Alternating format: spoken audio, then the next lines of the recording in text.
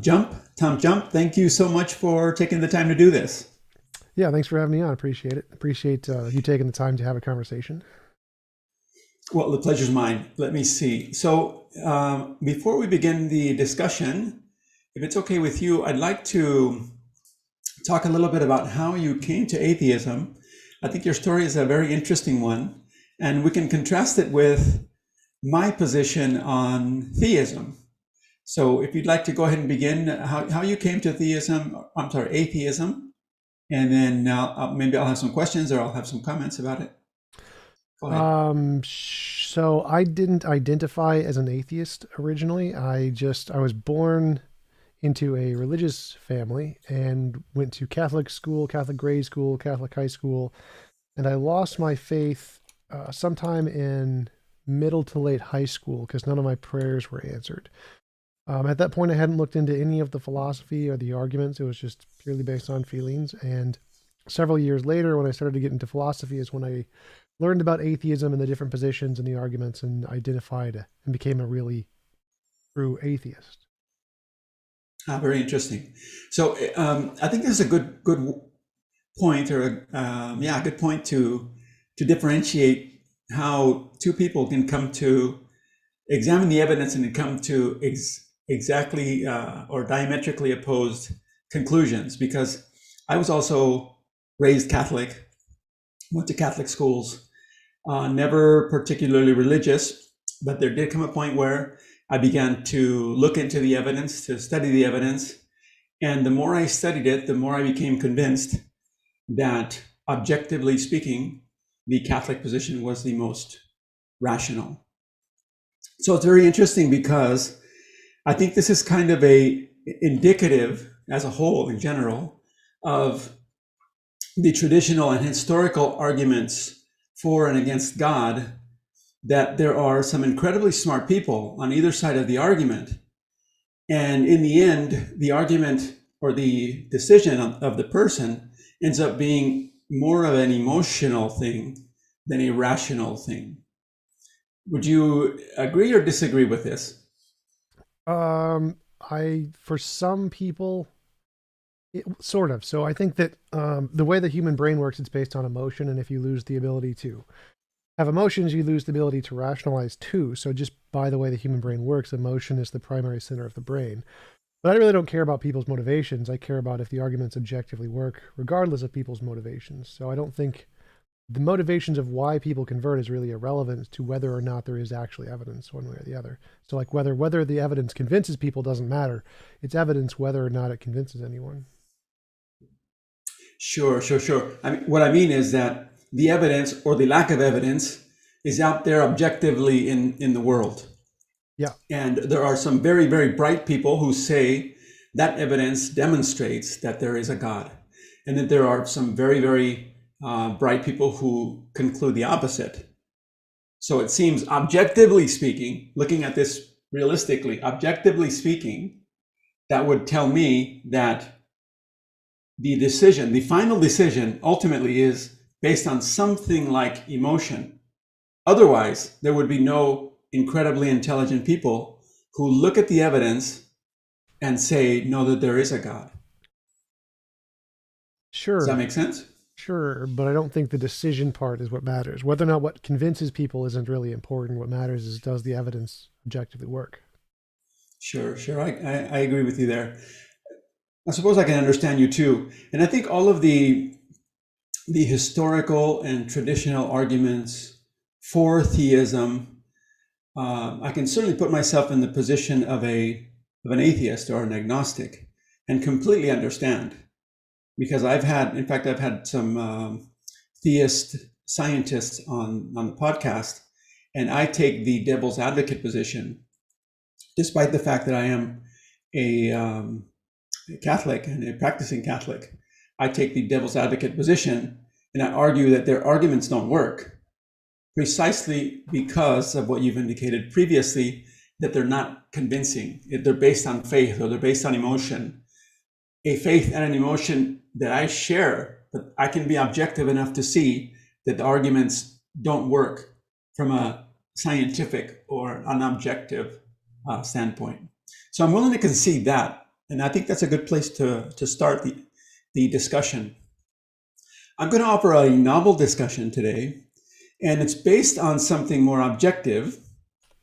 And that objective basis is the fact that for the first time in human history, we are under the threat of a potential extinction event.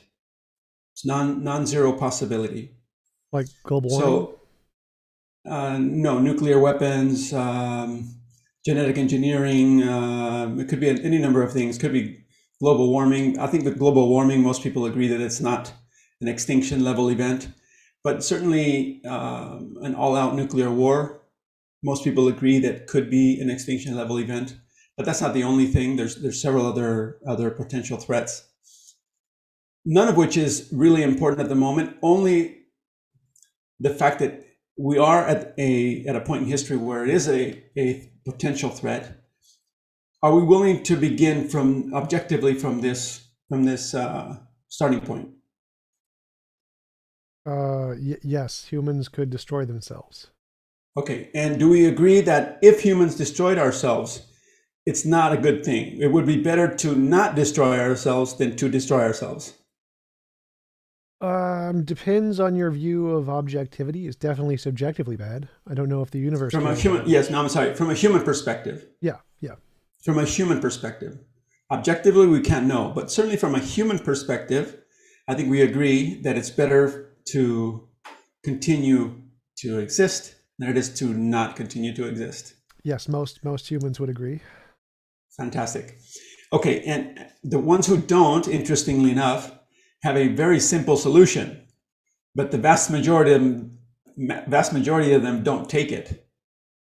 And that turns around and it proves the point that humans prefer to be and continue. The people I'm referring to are the ones who think all humans should die. So they don't just want to suicide, they want to kill all humans. That's their solution. So it's not quite as easy.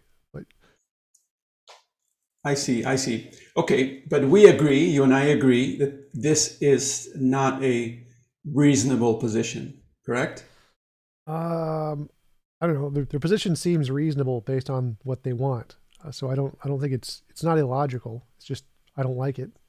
I don't. It's certainly not what most people want. Yeah. Right. If a person came forward and said, "I want everybody to die," the fact that the vast majority of people do not agree with them is something we can see, and we can agree on the positive side that it's not okay for humans to die. Yes. Correct? Mass murdering the human race is not moral. Correct. It's not a good thing. Sure, not a good thing. Okay, so my argument is going to be that the existence or non-existence of a God has important implications for this question. And this is what traditionally is called or referred to in religion as salvation. Okay, because if we can divide salvation into two different domains, salvation in some other domain, some other heavenly domain or some other afterlife, and salvation in this world, the one in which we actually live. We can't say anything meaningful from a scientific perspective about salvation outside of space and time. But what we can say from a scientific perspective is that in space and time, as we agreed earlier, it's better for humans to continue to exist than to not exist. Correct? I mean, I guess. I mean, we could exist outside of space and time, or it's subjectively better. Okay, but there's no evidence for that. Then you turn around and the argument you're using against theists, you're turning around and offering it for your own position. Right? There's no argument that we can live outside of space and time. There's no evidence. Sure, but that's like, if you say it's better that we live in space and time than outside of space and time, then you would hold the burden on that one. So it might be better if we could live outside of space and time. I don't know. Well, that's all speculative. But what's not speculative is that we don't want to cease existing in space and time. Right? If we can't begin there, then there's no Well, argument. we don't want to cease existing. Many people do want to exist outside of space and time. That's not a Okay, well, that's got many people believe in God. Well, that's the same argument.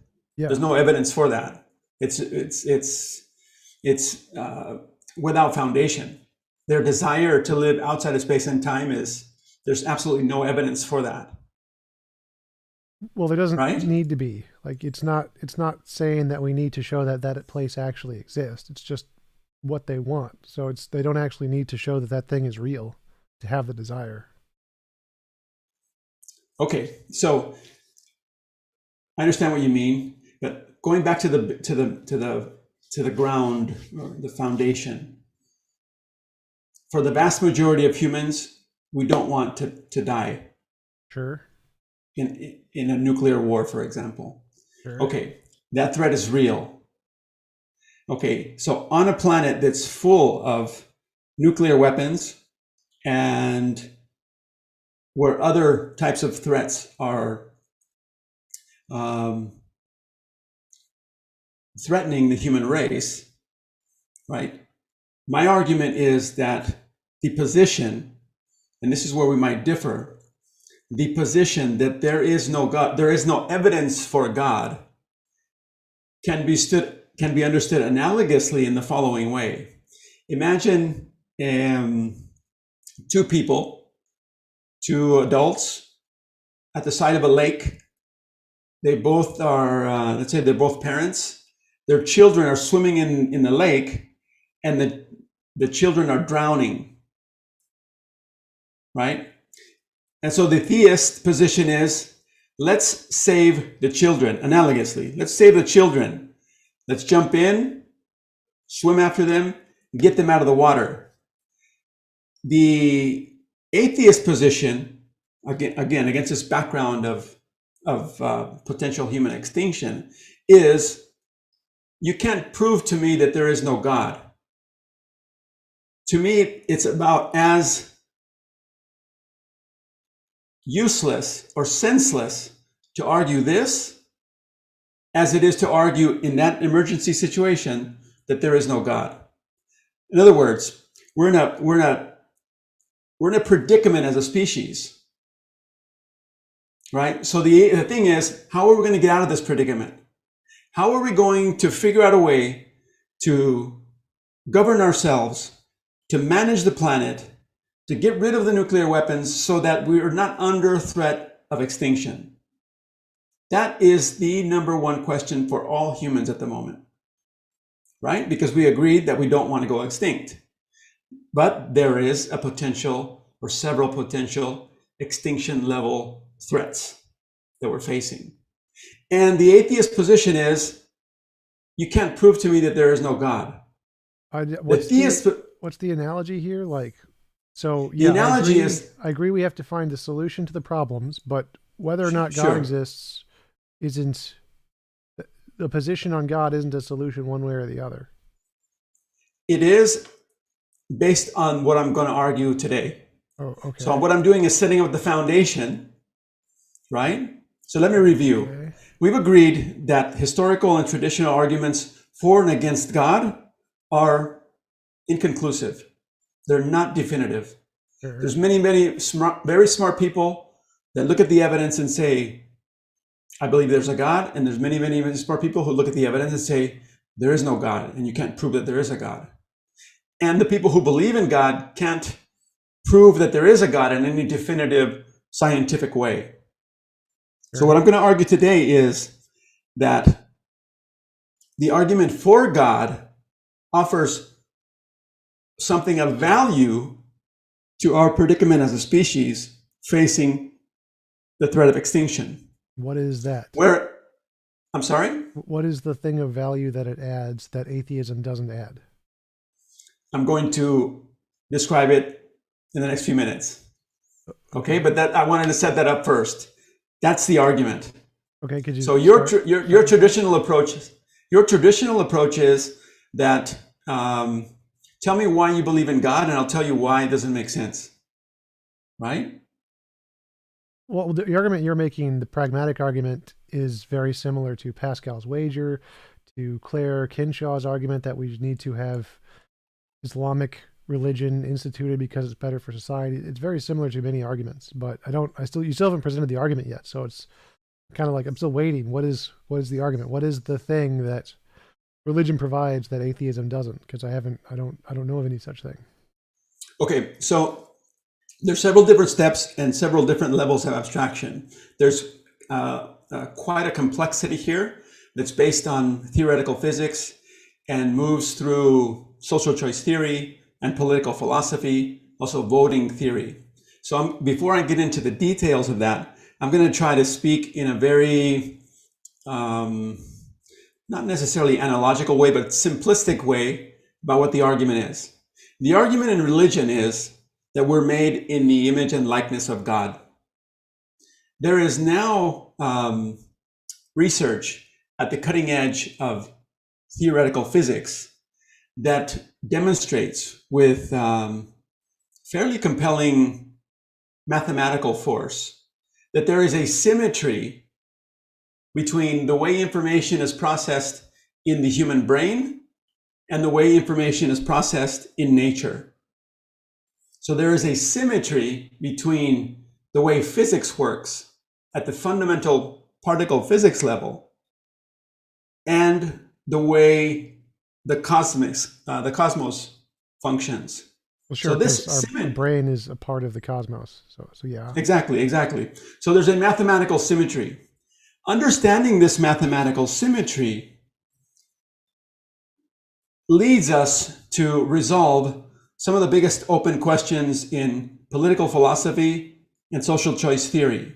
Specifically in social choice theory. How does quantum physics have anything to do with political theory? Because of the symmetry. The symmetry between quantum physics and specifically string theory is based on a mathematics. Okay, that mathematics is symmetrical all the way out through various scales in nature. So that's the contention. For example, let me give you an analogy. The way an apple falls to the earth is mathematically symmetrical to the way a supermassive black hole behaves in the universe, in the cosmos. They're symmetrical, mathematically symmetrical. They're both gravitational in nature. Gravity is what's governing both. So there's a symmetry. How does that connect to politics, though? Because politics is also, first of all, because we're physical, right? And politics, especially social choice theory and voting theory, is based on mathematics. So for example, we come to politics now based on every person has one vote. That's the general idea. It's one person, one vote, right? There's a mathematics there.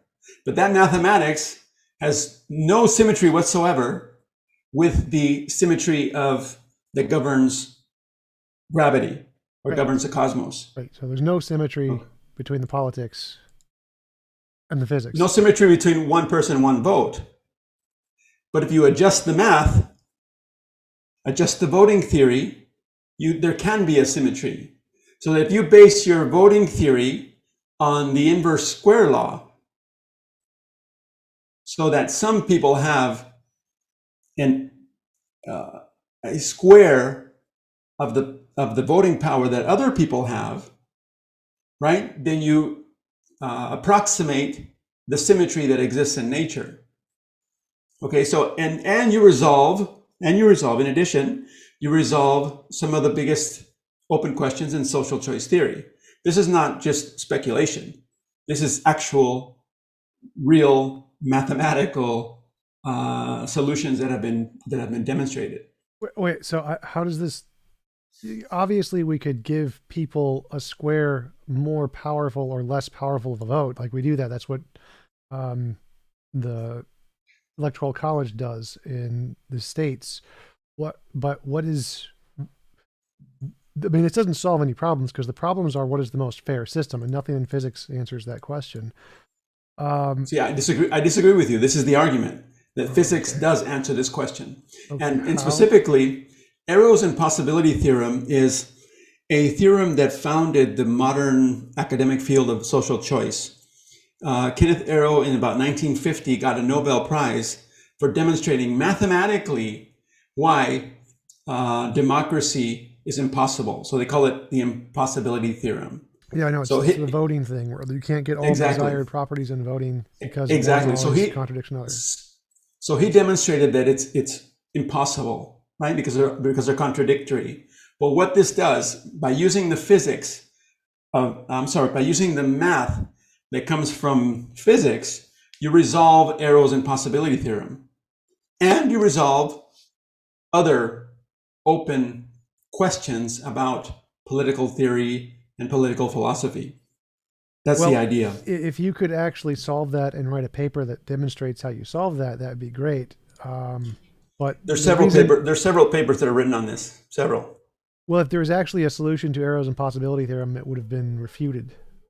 Not. No, that's not the case. Anybody who's willing, and we can put links in the description, you can look at the work of Glenn Weil, as an economist from valedictorian at the University of Princeton, then went on to the University of Chicago, then is now with Microsoft and Microsoft Research. And he's done extensive work with some of the world's top mathematicians and statisticians on precisely what I'm talking about. So the idea that this hasn't been proven is just not true. It has been proven. I just don't believe you. Like, I'm pretty familiar with the field. It just hasn't. It's not accepted by the consensus. That's just. Okay, so we'll leave that as a pending. All right. So if it's not true, then my whole argument falls apart. If it is true, then my argument upholds. Well, let's say that somebody solved Arrow's impossibility theorem. How does this indicate a God? Okay, that's part of the argument. But Arrow's impossibility theorem has not only been resolved by Glenn Weil in his work, it's also been solved by others, by Amartya Sen. How does it being solved is that evidence of God? Like, I still haven't heard your argument yet. Where is the thing that theism provides that atheism doesn't? Okay, it provides, first of all, the solution to Arrow's impossibility theorem. Second of all, so God provides the solution? Because nature does. Nature does. Yeah, so you don't need God for that. That comes, both physics does that and God does that. Sure. You can argue, a person can take my argument. If a person could come up with it, my argument is just as powerful an argument for atheism as against atheism. So it's not evidence of a God? No, because to actually carry out the plan requires a God. And it also resolves salvation, right? We're talking about avoiding human extinction. So we can avoid a human extinction without a God. The argument is that we can't. Why would it be impossible to avoid human extinction without a God? Because it requires an intervention into human history outside of space and time. I haven't gotten to the physical argument yet. So all of this is based on an argument that comes outside of space and time. It's understanding of the nature of space and time. If you understand the nature of space and time, then you understand how a person acting outside of space and time can enter into space and time to get us out of this predicament that nobody else can. Why do we need an intervention outside of space and time to save humanity from extinction? Because we can't do it ourselves. Why? Because it seems like we can. I don't see a problem to think that we can with technology. Then the burden of proof would be on you to demonstrate how. As science progresses, we can solve things like making a way to disable nuclear weapons, and can increase technology to provide food and cure health diseases. Like, there's lots of ways. I don't understand. That's all fine in theory, but in practice, it's a whole different story. How? Because in theory, that argument was offered before nuclear weapons were developed, right? That's the argument of from the beginning of science. That's been the argument. Yeah, and it's still applied to after nuclear weapons have been developed. Okay, but science have developed the nuclear weapons. Yeah. Okay, so it's contradictory. No. So we can do it. We can, in theory, we can. In theory, we didn't have to develop the nuclear weapons, but we did in practice. So you can have a technology that builds weapons and builds things that defeats those weapons, like shields. They're not. It doesn't mean that the field itself is giving contradictory answers. It just means it's a diverse field. Sure, but you never get rid of the threat. Yeah, you do. Like currently, we've gotten rid of the threat of spears because spears can't do anything because we have guns, so they're not really a threat anymore. Um, so we can get rid of the threat. It's definitely possible. Well, but make it worse, right? We've gotten rid of spears, but we've gotten guns, and now we've got nuclear weapons. So we can get rid of nuclear weapons, but it has to be worse. No, that's one of the solutions. So there's other solutions too, like For example, give everyone personal force fields, give everyone their own universe, upload brains into a consciousness, into a. but there's mind. absolutely no evidence for this. There's no evidence. Then you get into personal the force fields. There's lots of evidence. We have already started to build them. no personal force fields. You may be able to do that, but there's no evidence that we can build personal force fields that would protect humanity from extinction. Right? Well, there's no evidence it of would that. protect us from nukes. That's the personal force fields protect humans from nukes. That's possible. We can do that because we've shown that force fields can do that. That's what the electromagnetic field does. But protect us from extinction. Like I imagine that would be like solving death. Like yeah, we can do that too. That's like Nick Bostrom's argument for. Well, many people argue this, but it's well, there's tons and tons of evidence for it. Like we've recently parallel to the, but it's parallel to the argument for God. This is not parallel to the argument from God because we have tons of evidence for solving aging. Like we've recently done in mice, we've extended the lifespan of mice by 25 to 50% by changing the telomeres, by adding in younger telomeres. So we are solving aging. That's a thing we're definitely working on. We're making lots of progress on it. The human lifespan has been extended by what 400% over the past 100,000 years. Like yeah, we're making tons of progress on this. We will pretty much guarantee to solve this problem. I agree with you there. I think the aging and the death problem is a technology problem, but there's no guarantee that we won't destroy ourselves before we have that technology. Sure. Right? That's precisely the point. That's the point. What's the point there? Because like there's no guarantee that we won't destroy ourselves before God will save us.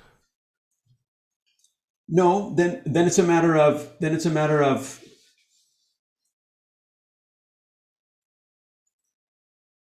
a preponderance of evidence, right?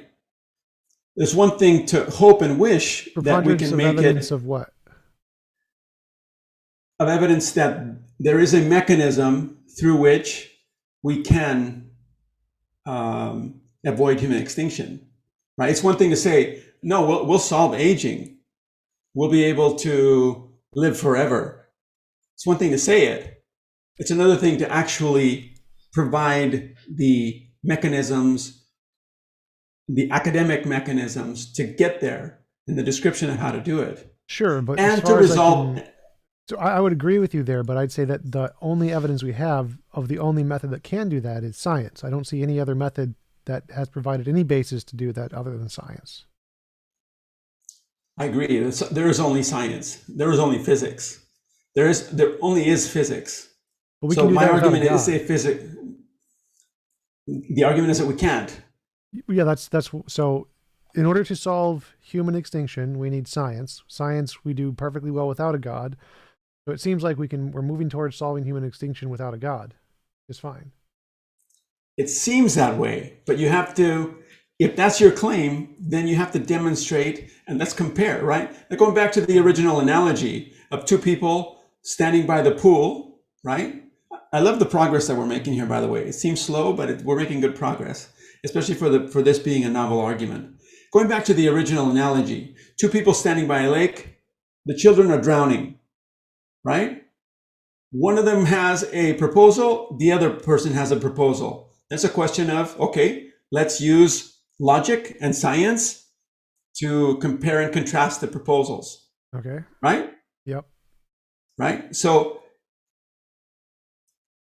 my argument is that atheism has no proposal. It's a completely vacuous philosophical reaction to our predicament as a species. Well, yeah, That's my I'm position. happy to agree with you there, because atheism is simply just rejecting God. Like, there are other things like humanism and scientific theories and naturalistic pantheism that all offer solutions to these. Atheism itself obviously doesn't, because okay, well, in that case, let's group in humanism and all of the other possibilities that you say exist, because they would have to, as far as I know, and I've been listening and paying attention to this for quite a while, all of the major thinkers on the planet who are studying this never come up with a solution. They always say, I don't have the solution. The solution is transhumanism.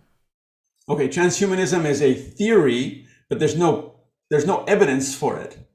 There's no evidence that you can. There's tons of evidence.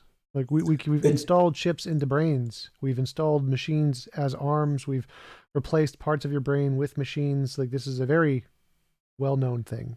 Lots of evidence.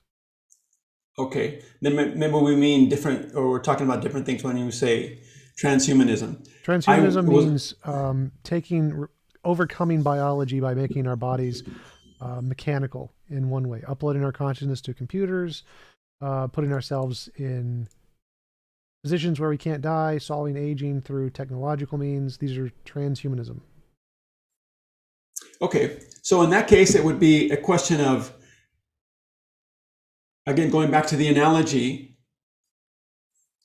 comparing the proposal of transhumanism and how realistic it is, right? Because the children are drowning, with what's being proposed here. Yeah. Today. Okay. Sure. And so now I'd like to jump into physics, the physical foundations of this, because transhumanism theoretically may be attractive to you or to many other people, but one of the deficits, I would say, of transhumanism is that it doesn't reconcile, or it doesn't answer to some of the biggest open questions in physics. Well, it doesn't need to. Like, neither does a God. But the problem here is we need a solution to human extinction, and to solve human extinction, you don't need to solve all the problems in physics. No, but if you can solve all the problems, not all the problems, but the major problems in physics, and in addition, provide a logical solution to the problem of human extinction, then I would argue it's a more attractive argument than transhumanism, which is theoretical and solves or says nothing about the physical nature of reality. Well, that would only be like if the goal is to solve extinction, then it doesn't matter what else the theory can do as long as it solves extinction. Like, so whether or not it can solve other problems, it doesn't make a difference. I would disagree with you there, because if you have a solution and your solution is based on philosophy, is one thing. But if your solution is based on physics, it's a completely different argument. It's a much more sounder. No, like, it depends on what you're trying to do. Like, if the goal, like if your goal is to screw in a light bulb, and the best way to screw in a light bulb has nothing to do with like the fundamental laws of physics, then you don't need to know the fundamental laws of physics to screw in the light bulb. It's just but in this case, it's in this case, it's like Einstein's theory works. Einstein's theory of general relativity. If you can come up with a mathematical model to screw in a light bulb, that's sure. But is that required? No. Does it benefit the theory that it can do that? No. Like, Newtonian mechanics does it just fine. We just use Newtonian mechanics. Like, what makes a good theory is if it can solve the problem. Whether or not it can do other stuff doesn't matter. I think I disagree with that, and I think most people would disagree with that. I think we have a natural thirst to understand things, And the more we understand things, certainly in the scientific tradition, the goal is to understand things at a fundamental level, not just to solve things. Of course, we're happy with quantum mechanics because it just works, and that's wonderful. And it leads to great technology, but we're still after there's a primordial thirst to understand why quantum mechanics works or why it behaves the way it does. This is fundamental to the human experience. Otherwise, we wouldn't be engaging in science the way we are today. I think it's better to have the solution and a fundamental understanding of how nature works. It's obviously better. So, like, if you're saying that the God hypothesis solves fundamental physics and science can't, I mean, that's an argument, I think, but again, I'd say science does it better. And science provides a better solution to human extinction. But I still say science does both of those better than God. Okay, so then the burden of proof is on you to resolve quantum mechanics. I'm sorry, not reconcile quantum mechanics with general relativity. That's what scientists are working on. Theism doesn't do it, but science, the best solutions there are scientific, not theistic. I disagree with that. And I'm going to now start my argument about how theism, the conceptual understanding of the existence of God, and the symmetry that exists between humans and the cosmos provides that solution. Solves the problem of quantum gravity? Sure. Conceptually solves the problem of quantum gravity. Well, all math is conceptual, so all mathematical models would potentially, if there was a mathematical model that did this, that would solve it conceptually too. So like string theory solves it conceptually, but I'm not sure, like, go on, explain to me how God can do this. So the concept of God, especially a salvific God, who enters in salvation. Salvation. Yeah, a salvific God provides a solution, and precisely through two of the soundest pillars in theoretical physics today, or candidates for a resolution to the problem between quantum mechanics and general relativity. One is string theory. You've mentioned string theory.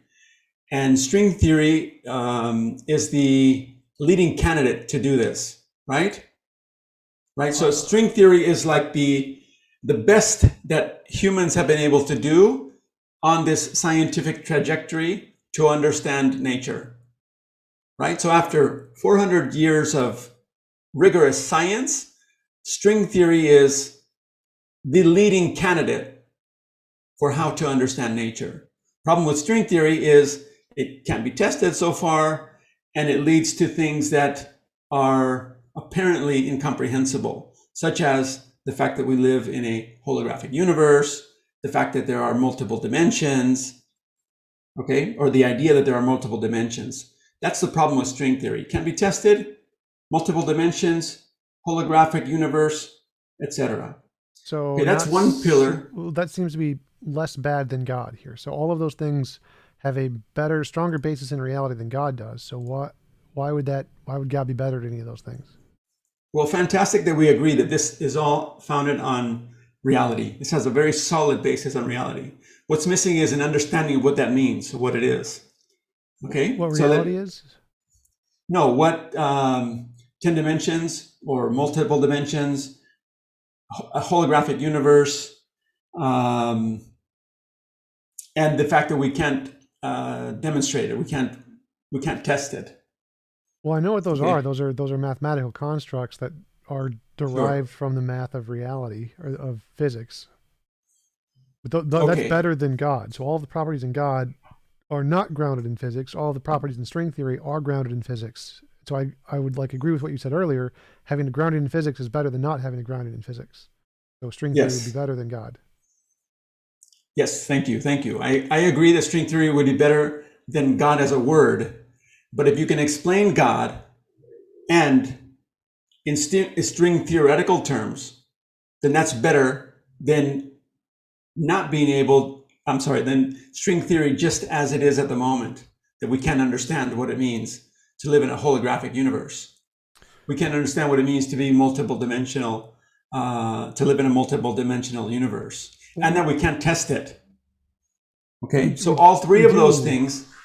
Like we understand both of them. The holographic principle just means that you can represent information on a 3D sphere without having to have it in a 3D space. So that means that all of the information in a 3D space can be represented on a sphere, on a 2D plane going around in a sphere around it. That's all it means. And dimensions, like we live in a 4-dimensional space-time right now. String theory's extra dimensions are just more of that. It's the exact same thing. It just means that like when you scroll down to the atomic level, essentially your eyesight's just going to expand to extra dimensions like you're looking through a 360-degree camera. That's all it means. It's not particularly complex. Okay. Obviously, many people disagree with you that it's particularly complex. I mean, you've explained what it is on a very superficial level, but what does that mean in terms of the reality that we live in, or what significance does it have for our ultimate goal, which is to avoid human extinction? And nothing. that's where physics has nothing to do with solving human transhumanism. See, that's where we disagree. The symmetry that I mentioned earlier between a animal brain and the way information is processed in the universe, if we understand that symmetry, right, the actual cosmos itself, right, at the very outer boundary of that two-dimensional universe, there's a copy of everything inside, right, of that universe. That's what the holographic principle is. It says it can be. It says it can't. All of the information in a 3 or 4-dimensional space can be represented on a sphere. Can be represented on a sphere. Doesn't mean exactly. It is, though. It's not like that's only in the case of a black hole. In a black hole, that's the case. That's why there's no information loss. But it's not the case for like Earth unless we're inside of a black hole. No, I'm talking about the cosmos, right, as a whole, right? So going back to the concept that we're made in the image of God, this lends credence to the idea because we are, in some sense, as the human brain or animal brains in general, we receive information from the exterior and it processes into the brain. And through that information, we come up with everything that we experience as humans or as animals, right? Through the information that comes in through the 5 senses. Yeah, right? That information doesn't have anything to do with the holographic principle. Sure it does. In a very rough spherical cow kind of way. In physics, spherical cows are common. Do you know the concept of a spherical? The spherical cow is a Lawrence Krauss thing, but this doesn't have anything to do with like the fact that we gain information from our outside senses. We don't gain information from the holographic principle. We gain information from the external world, which isn't holographic. So it doesn't. I don't. Like, no, there's a in a very spherical cow. The idea of a spherical cow, and it's very common in physics, not just with Lawrence Krauss, with physics in general, is that physicists use very simplified representations. Yes, representations to get an idea across. And the idea across is that humans or animals in general are made in the image and likeness of God. Okay, so that's what string theory is telling us, that we are, because we process information from the exterior world into, and that information hits that outer boundary, and it becomes like you said, the exterior of a black hole, it becomes like a copy of everything inside that black hole. So all of the information that ever enters into the human brain, right, is then transformed into everything we experience inside of that brain. This is physically the case, necessarily so. So you can Everything make we an analogy between we get information, God is an information thingy, therefore we're like God. No, the analogy is we get information from the exterior world, right? That information is then processed in ways we don't understand today inside of our brain to yield everything we experience as humans. So everything internal to us comes in some sense from the boundary of our brain through the five senses. Yeah, it's an analogy. So Okay. we can come up with analogies. Analogies aren't Okay. evidence. The analogies aren't evidence, but the mathematics that comes from this provides the solutions that we're looking for to Arrow's impossibility theorem and to many of the open questions in sociology. What math comes from an analogy? The in hadron physics, there is if you look at the formula for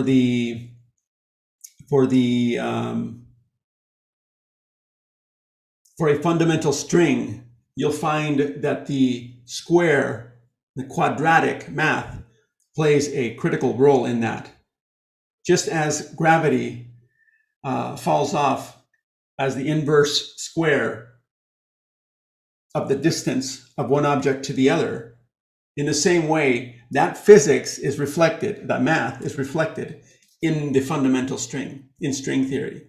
So that physics cascades throughout. Well, there's no analogy there. Like, we just know that our brains are in reality. All of reality operates in the same physical way. Therefore, our brains operate the same way everything else does. Like, there's no analogy here. It's just our brains are physical.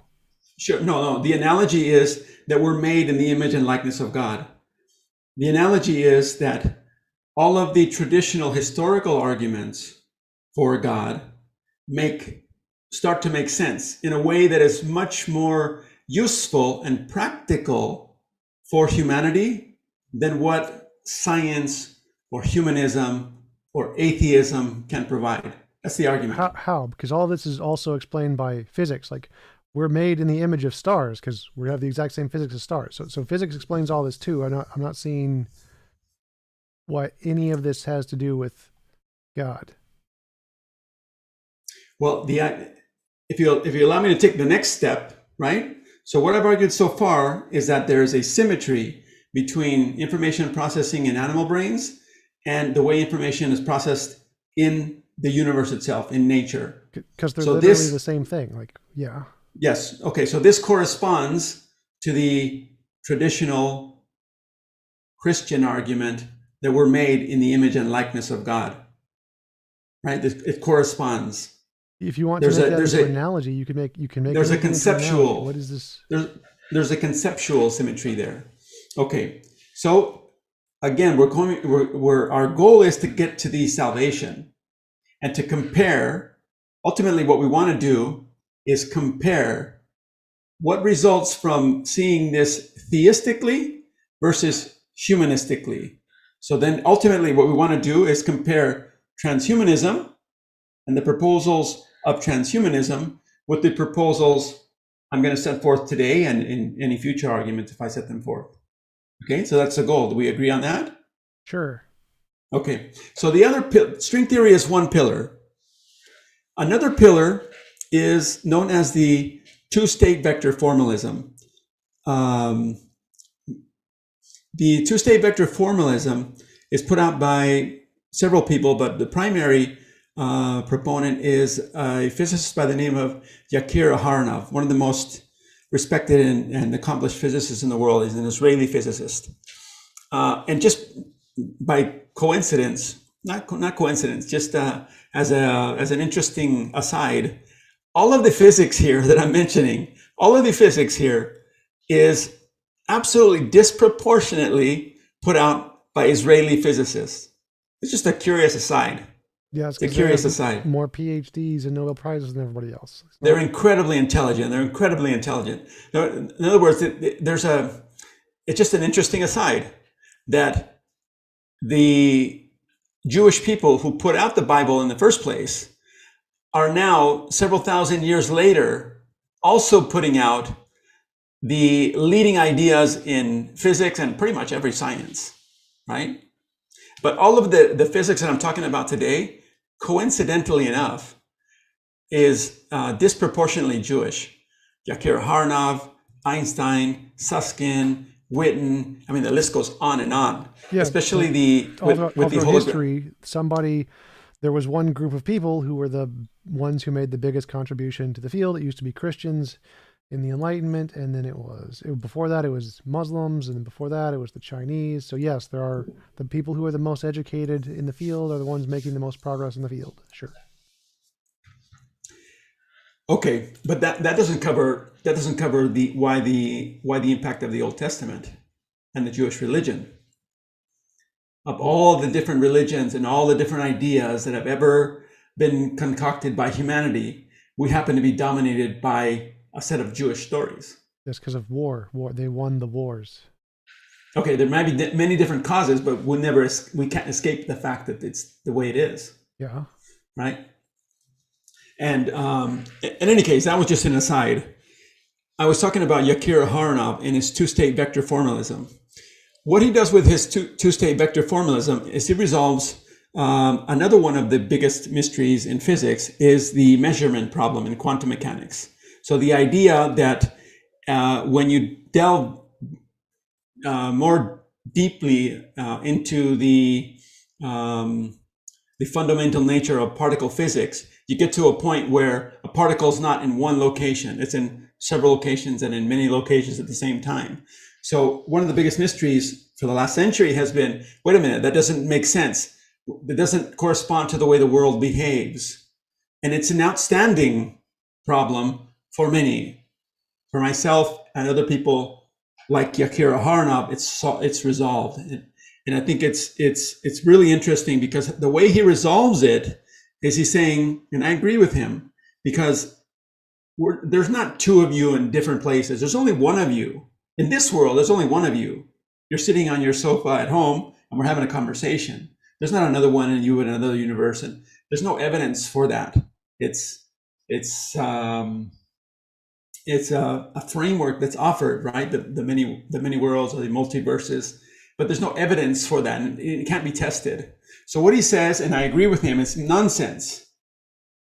Even if there are many worlds, the one we're concerned about is this one, not other worlds. We're concerned about this one. And I would say the same argument against transhumanism. We're not talking about possibilities. We're talking about here and now. So what he does is he posits that there's not only... How is that an objection to transhumanism? Because transhumanism is a model that's used to apply to the future of this world. So it does apply to this world. Sure, but not to here and now. Nothing in science applies to here and now. It's all about the future. Like Thomas Edison, when he invented the electricity, and the Queen asked, well, what can we use this for? He's like, I have no idea, but in the future you could tax it. All of our electricity was based on something someone built and then had no idea how it was going to be applied in the future. So that's not an argument against transhumanism. Transhumanism would still be a better solution to solving humans' problems because it will be applied in the future like everything in science. Okay, we're getting sidetracked. Let me come back to let's leave that aside. Forget I said that. Let's put that on hold. Okay. And come back to Yakir Haranov and his idea that in order to resolve the measurement problem, what he posits is that there's not only one wave function. He posits one wave function that comes from the past, in other words, from the Big Bang, and it moves forward, and another wave function that comes from the future and is moving backwards in time. So this meeting of the past and future wave functions is what we experience as now or as reality. And he resolves the measurement problem in this way. And this is interesting because this corresponds exactly to how humans experience reality. How does this solve the measurement problem? Because the measurement problem hasn't been solved. It's just, there's not a solution to it. That's not true. Sean Carroll claims to have solved the measurement problem through the many worlds interpretation. Sean Carroll and many others, right? They say that it's solved through many universes. We live in one of a potentially infinite number of universes where Tom is not speaking English today, he's speaking Spanish. And he's not wearing glasses, he's not wearing glasses. And Luis is, this is just, it may be true, but it has no relevance for this world, the one we're in now. Okay, so that's one claim to solve the measurement problem. The other one is Yakira Haranov. The difference between these two is that the many worlds interpretation has absolutely no relevance for anything that matters to us. Whereas Yakira Haranov's solution does. That's the argument. Yakira Haranov says we solve the measurement problem by understanding that the future and the past come together to create the present. So if I were to freeze the universe now, mid-sentence, okay, so it's frozen now. I'm in the middle of a sentence. Why is the universe in this particular configuration? One set of causes comes from the past, from the Big Bang, right? The Big Bang caused, brought space and time into being, caused the planets to evolve, brought life on Earth, etc. The other set of causes that explains why I'm in this particular situation, in this particular sentence, is because I have a goal. That goal isn't here yet. I'm trying to get there. With every sentence I utter, I'm trying to get to that goal. But that goal is in some sense causing every one of my sentences to be uttered in a specific way that it's uttered. Okay, so this idea that past and future come together to create reality corresponds to how we experience reality in this world. Not really. And what does that have to do with God? It has everything to do with God because it's symmetrical, right? Yakira Haranov is demonstrating how humans are symmetrical to the way, to nature. So it demonstrates that, how we're made in the image and likeness of God. I mean, we're a part of nature, so obviously we're symmetrical with nature. What does it have to do with God?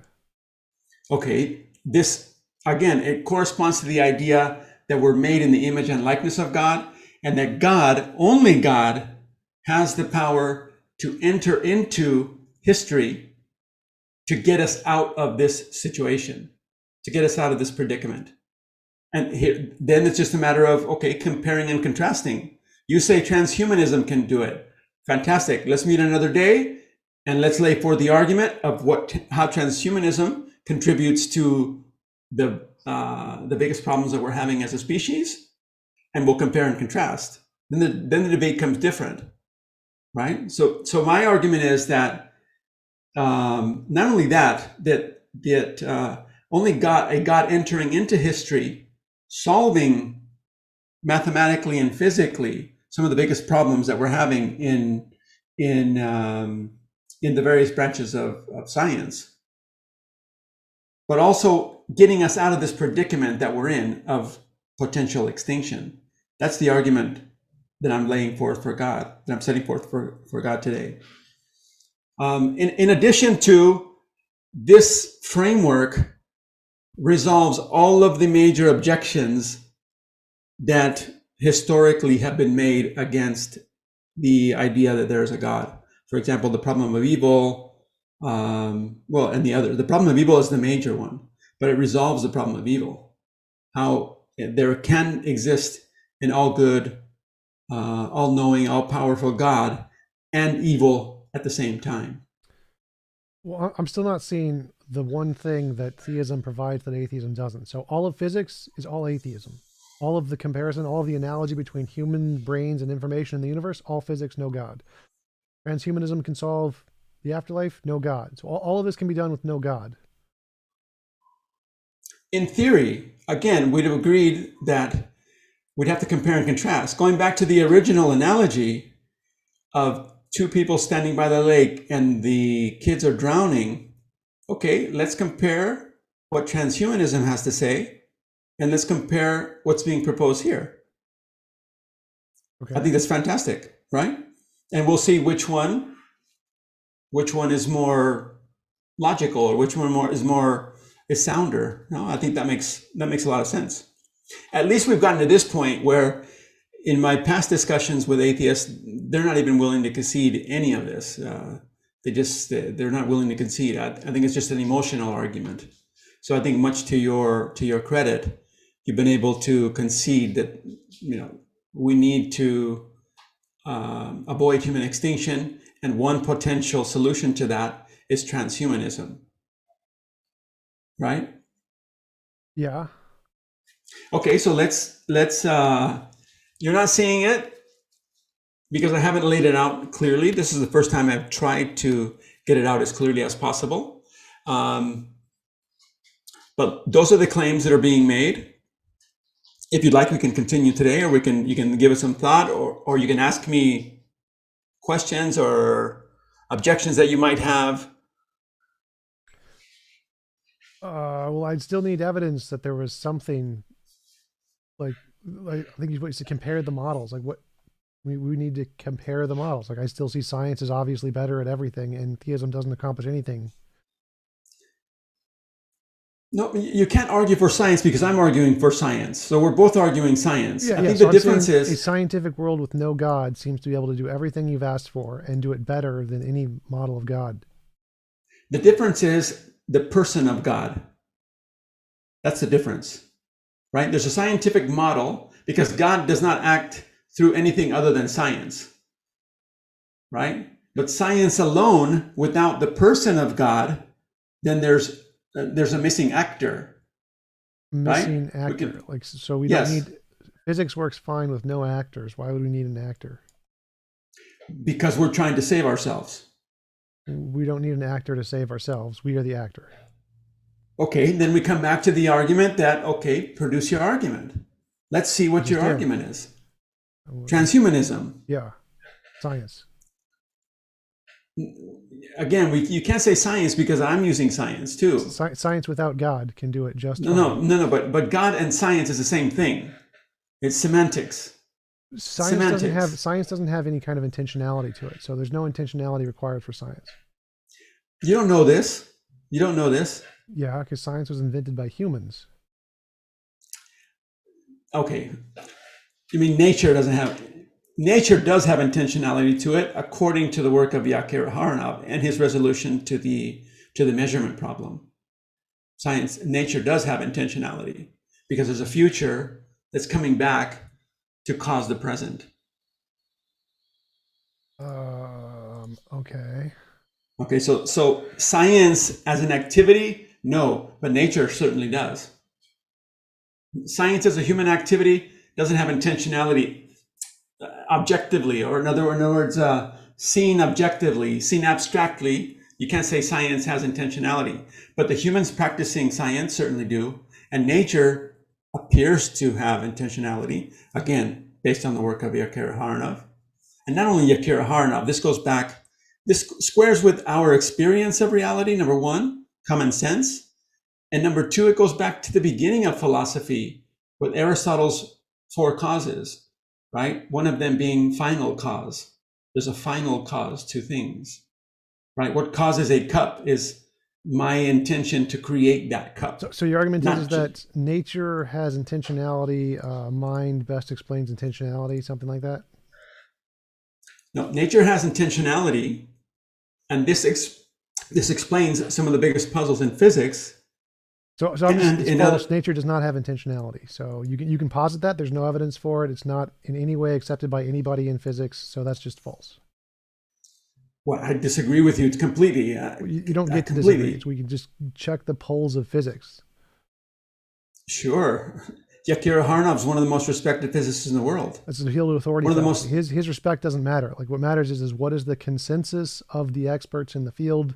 It is not that there is any intentionality. There is no evidence. That's also a fallacy because which fallacy? At one point there was a consensus in physics that the steady state was real, and that consensus turned out to be false. That's not a fallacy. So appeal to consensus is not a fallacy. You can just Google Stanford Encyclopedia of Philosophy's fallacies, section 9 and 10.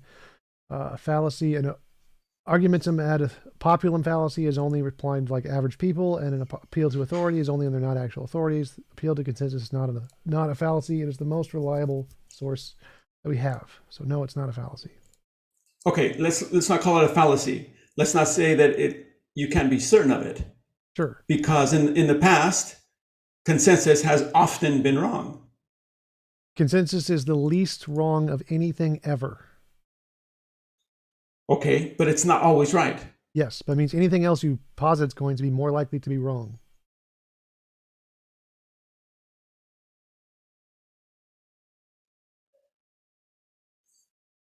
Sure, I can accept that. I can accept that. But there does appear to be some error in logic in the sense that there is a growing consensus in physics that we live in one of multiple universes. Right? There's no basis in reality for this. Yeah, there is. It's a mathematical argument. Well, the multiverse hypothesis is a combination of two things in physics. One is vacuum states, which has been confirmed through the Casimir effect, so we have empirically demonstrated vacuum states exist. Second is Guth's early universe inflation, which was empirically demonstrated by observations in the cosmic microwave background. If you combine those two principles, you get the multiverse. So it's not like all of that has a basis in physics. That has a very good, strong grounding. Okay, but it's not testable. It doesn't need to be. It's a combination of things in physics that are testable. So it's a combination of testable things. Combination of testable things better than adding anything new. Nothing. Okay, so then why the objections to string theory then? Because it's not. Well, it's a similar theory. So string theory is still better than God.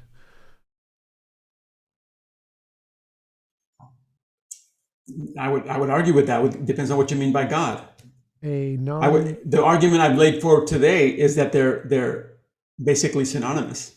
So I define God as a non-physical mind that created the universe.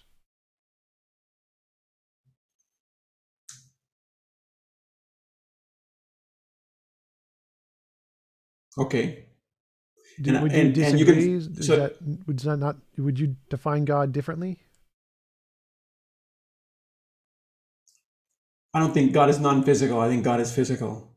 Okay, but he'd still be like a mind that created the universe of some kind? I would say the creator, the cause of the universe, the creator of the universe. Yeah. Yeah, so it's a mind that created the universe. Yeah, a mind, a person, sure. I haven't given it much thought.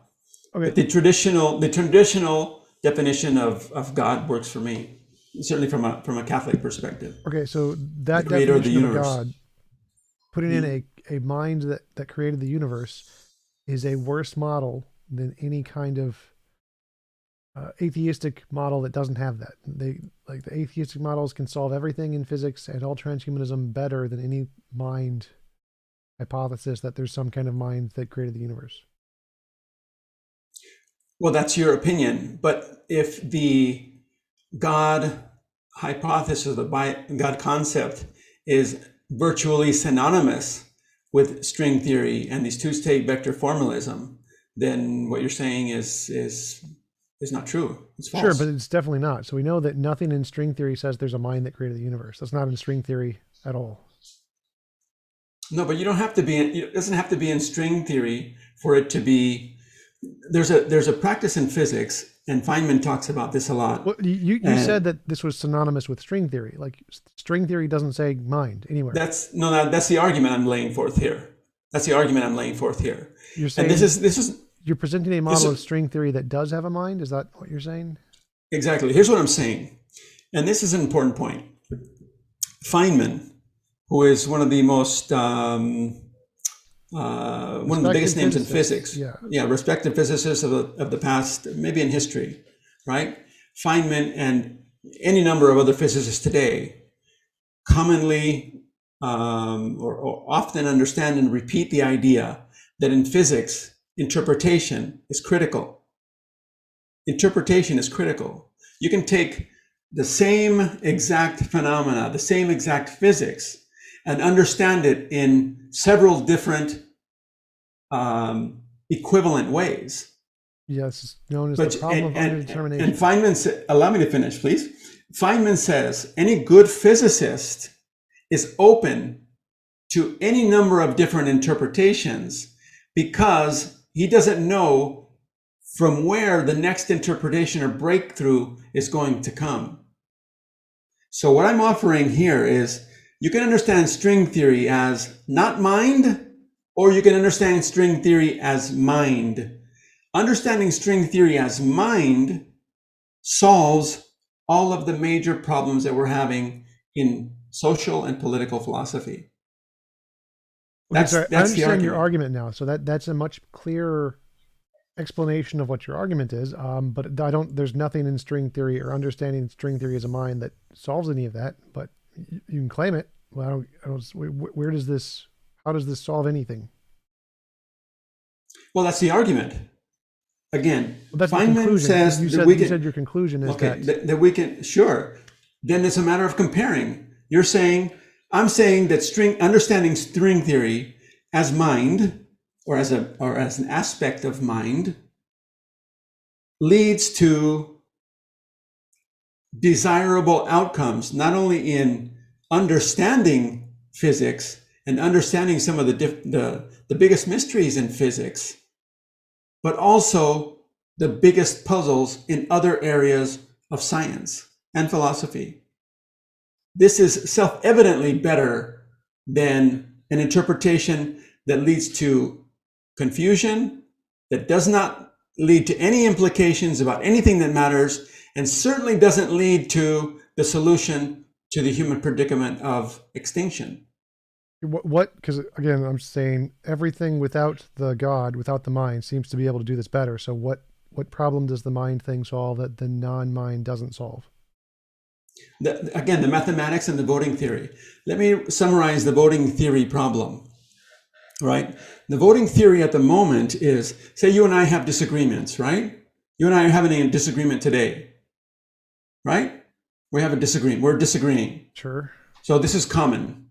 This is a basic reality of human interaction. Humans disagree about the future. Sure. Right? And so this disagreement is resolved on a social level through political theory. And in the West, primarily through different forms of democracy or republicanism. Right? Sure. So at the moment, you and I have a disagreement.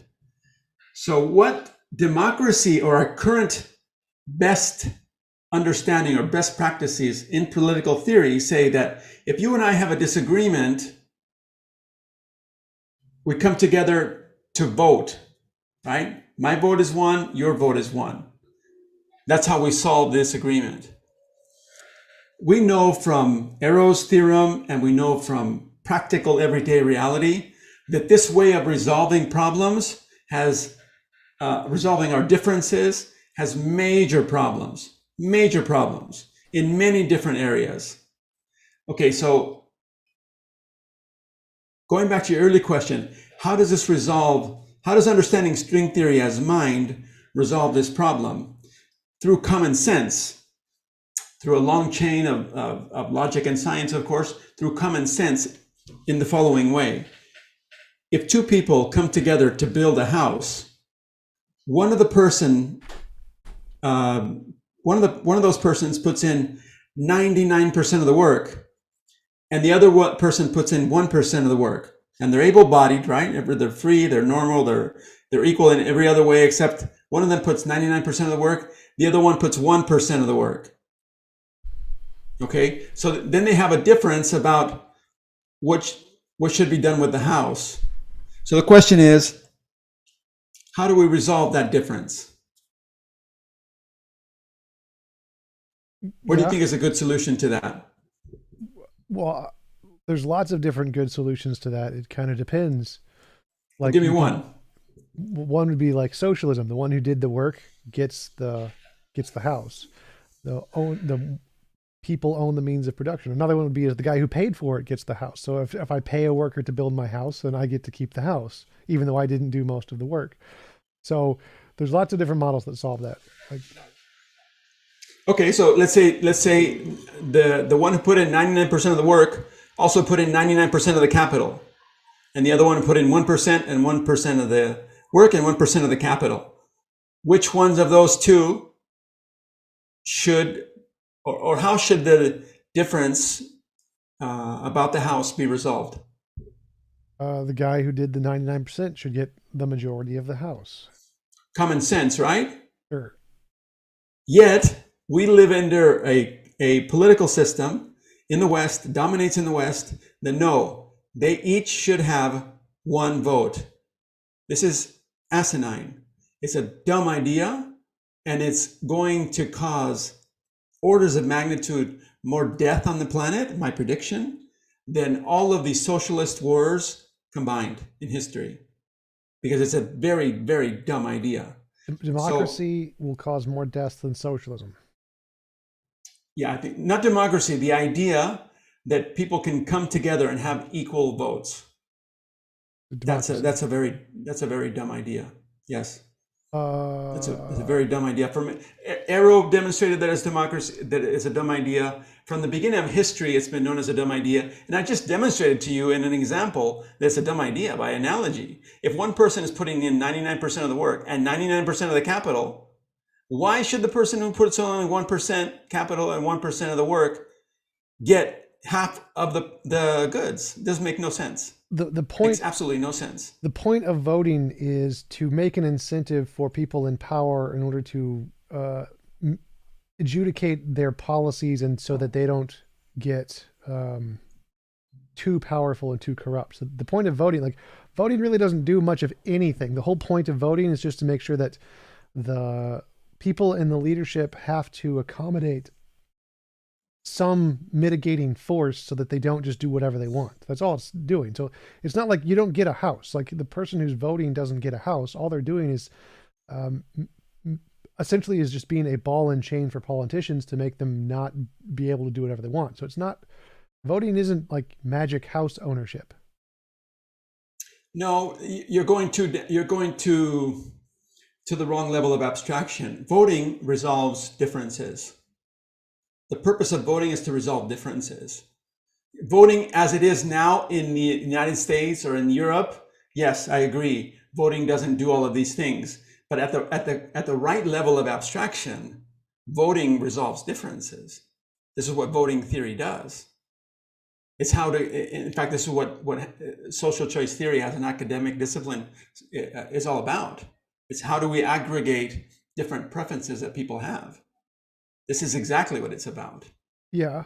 Yeah. I understand Okay, that. we So might like, argue that okay, the so, electoral college in the U.S. has different functions. No, it's on a different level of abstraction. right. Right. So I agree with you that voting is a way to settle differences. And so if you have a society that's built by, say, like 10 people do all of the work to build a society and 100 people live in it, and the 90% of people who didn't do anything all get an equal vote, then they'll get to take ownership of the 10% who actually did all of the work. Right. I think that's unfair. I totally agree. Um, so what does this have to do with God?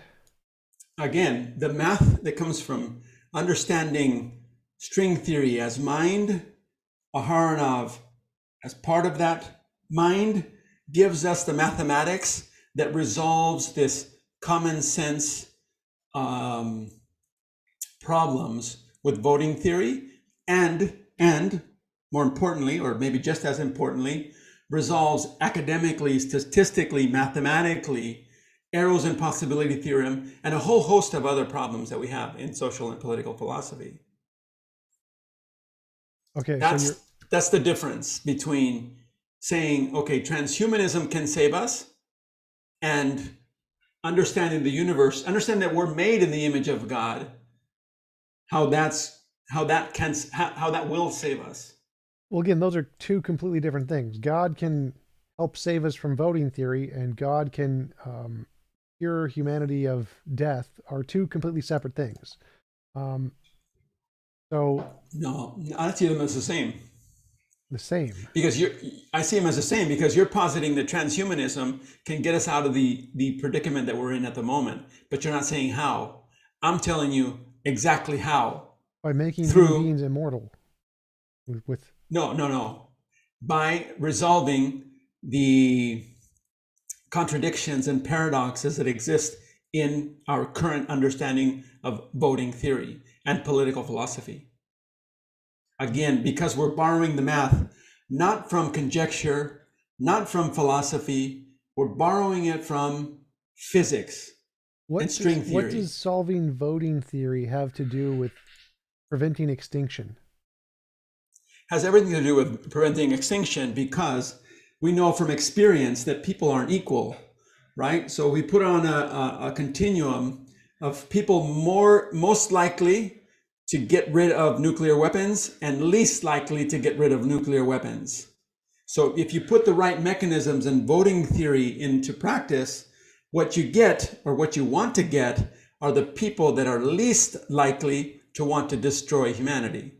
Yeah. Democracy does that pretty well.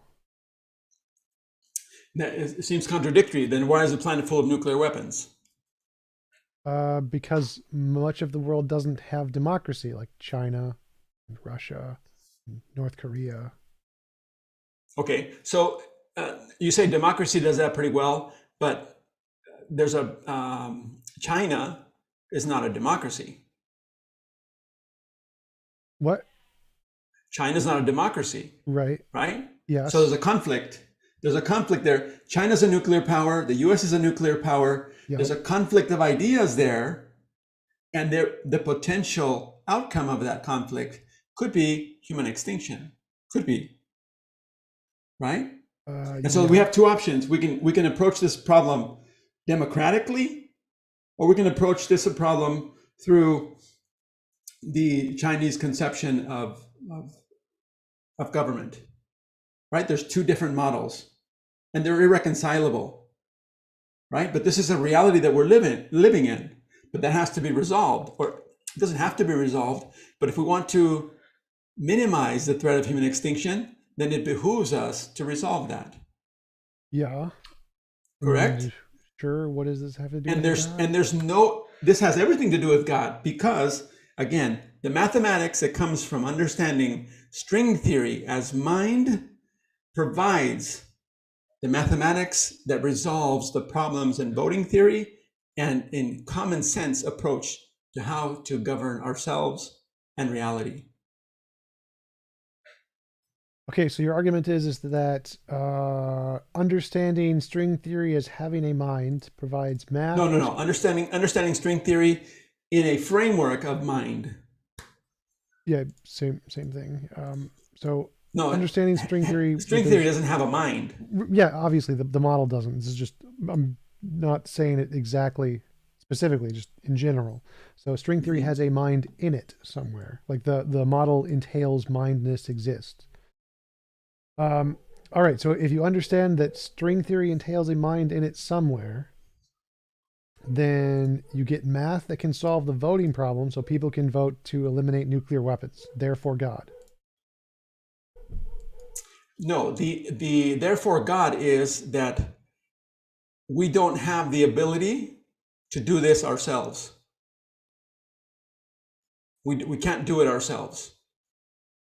We need help. And therefore, why would that mean that God exists? Like, even if we can't do it ourselves, it could just be impossible to do. Like, there could still be no God. Sure. Then it's a matter of testing. If humans make it through the next, 100, 200, 500 years, 1,000 years, and everything is just hunky-dory, my argument goes to shit. Okay. My argument goes to shit. Okay. That's perfect. Falsifiability. I love falsifiability. I'm willing to concede that. Okay. However, the argument is that just as has been predicted for 2,000 years within Christianity, that's not going to be the end. The end is going to come through global cataclysm. That's how the end of this era, so to speak, and the salvation, because some people are going to make it through that cataclysmic series of events. And there's lots of evidence that it's possible. It's not guaranteed that it's possible. We could make it through this climate crisis and everything else that we're facing as threats, We could make it through unscathed. Maybe we're going to be better than ever. In which case, I would argue there's no need for God. Okay, but if what some people are predicting is going to come about, then we're going to have an increasing amount of chaos on the planet. After that chaos, the idea is that God's going to intervene to get us through that problem. Some people won't accept it. Because once again, going back to the original argument, many, many times it's an emotional argument. It's not a rational argument. Because if a person is rational and purely objective and sees, okay, humanity is under a threat, we have to get out of it. And somebody is presenting a plan to get out of it, but the person says, oh, no, your plan sucks. But they don't have a plan B, then I would argue this is purely emotional or spiritual, but it's not rational. Well, I mean, there's not a problem with that. So like if I say, we're starving to death on an island and your plan is to burn all of the remaining food, I'd say that's a stupid plan. Like I don't have a solution, but that plan is a dumb plan. Mm-hmm. So that seems to me like what you're doing. Like you're saying, we don't have a solution to prevent humanity from destroying itself. Therefore, let's make up an invisible sky daddy who can do it. No, because nothing's being made up here. I'm actually solving. Not me, but the understanding is solving some actual problems in science. I'm not making anything up. I'm actually solving actual problems in science, and furthermore, I'm predicting what's going to happen. Sure. So like if it actually solved problems, which I don't think it does, and I don't think anybody in physics thinks it does, like that's fine. I'm totally fine with having new things that solve problems in physics. I think that's a good thing, but I don't see, like there could still, even if your model solved the problems in physics, that doesn't show it actually does anything to help humanity. But it seems like the way you think your model would help humanity is if we adopted this model, then we would institute a voting system which would put people in power who would vote out nuclear weapons. That's how the God model would save us. That's one way of looking at it. Another way of looking at it, more neutral, is that we would synchronize our social and political systems with the physics and math of nature. Because maybe a couple of concepts will help here.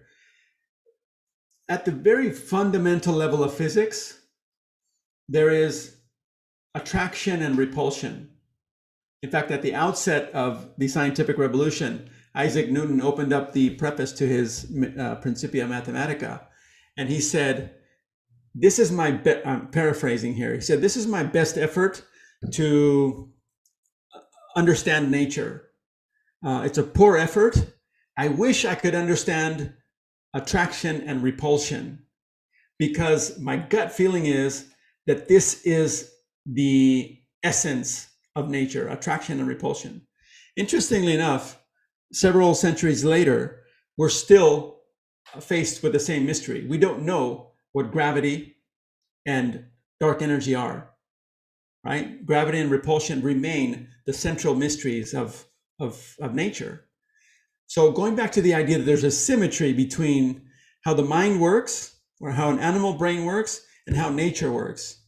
Morality is ultimately an attraction and a repulsion. All morality is based on attracting. Some people are attracted to some things and repulsed by others. This is the essence of morality, right? So how does tying in our political theory to physics solve any problems? I'm trying to answer that. What it does is synchronize our social and political systems physically and mathematically with the physics and math that governs nature. And why do you think this is going to give us salvation? Because it resolves the biggest mysteries or the biggest open questions in voting theory and in common sense about how to resolve our differences. Why do About you think this is going to solve the problem of humans going to die? Like, how does solving our differences have anything to do with prolonging humans' existence? what it doesn't directly have anything to do with prolonging human existence. Wasn't That that would the be original question? Like, we're asking, that like, would be how do you? transhumanism. That would be transhumanism. Wasn't that like your Transhumanism original is point? Was the whole argument is that we need God to give us salvation to keep humans alive? okay. That's different. To keep humans alive is different than to prolong human life. Transhumanism is about prolonging human life. Okay, my point is it's a subtle point, but it's an important point because it's very So different. keeping humans alive is different than prolonging human life. Yeah, it's very different because transhumanism says nothing about how, in the short term, we get nuclear weapons off of the planet. Okay, so Right. You would just transhumanism make is it so about nuclear weapons prolonging can't human kill life. anyone. So if it's physically impossible for nuclear weapons to kill anyone, then it doesn't matter if they're on the Earth.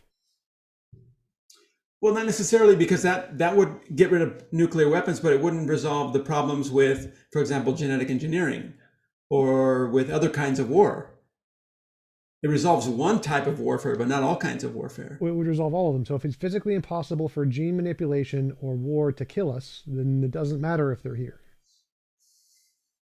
No, but we don't know that it's physically impossible for gene manipulation or for other types of new technology to kill us. That's a hope. That's no different than Christianity in that sense. I Well, hope we're able to forever protect ourselves from death.